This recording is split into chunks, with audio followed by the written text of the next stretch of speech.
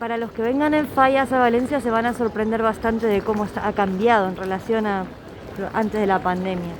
Bueno, si ven, ahí está la plaza del ayuntamiento, que está toda peatonalizada.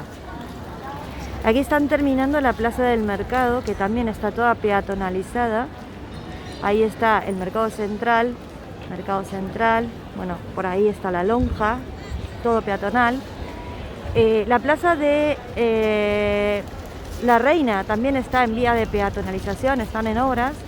O sea que imaginaros cómo va a quedar el centro histórico de Valencia, va a ser completamente peatonal. Y es increíble que ahora estoy aquí en el emplazamiento, ¿no?, del mercado central, y te das cuenta de que el quitar los coches y quitar las calles no solamente hace que la gente camine más y que disfrute más del entorno y del aire, obviamente, sino que además da un bonus extra, que es que cuando hay tráfico, los que conocen esta calle lo saben, que es una calle pequeña, cuando había tráfico aquí, no se apreciaban los monumentos históricos, todo lo que es el emplazamiento en su conjunto.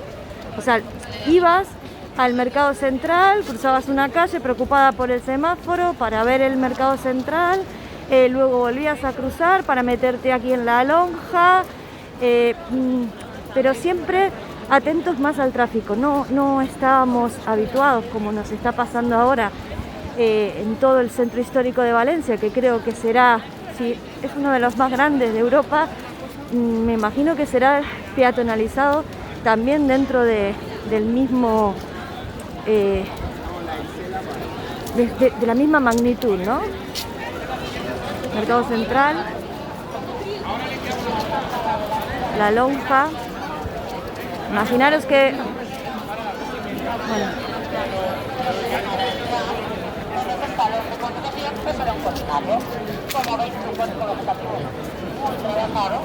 y bueno, pues lo que pretendía era eso, pero que es muy caro y funcional.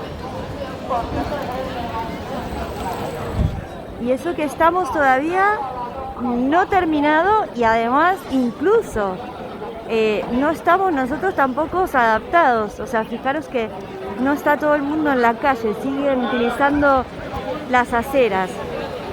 Bueno, esta es la escalera de la lonja y la verdad que está cada día más bonita Valencia.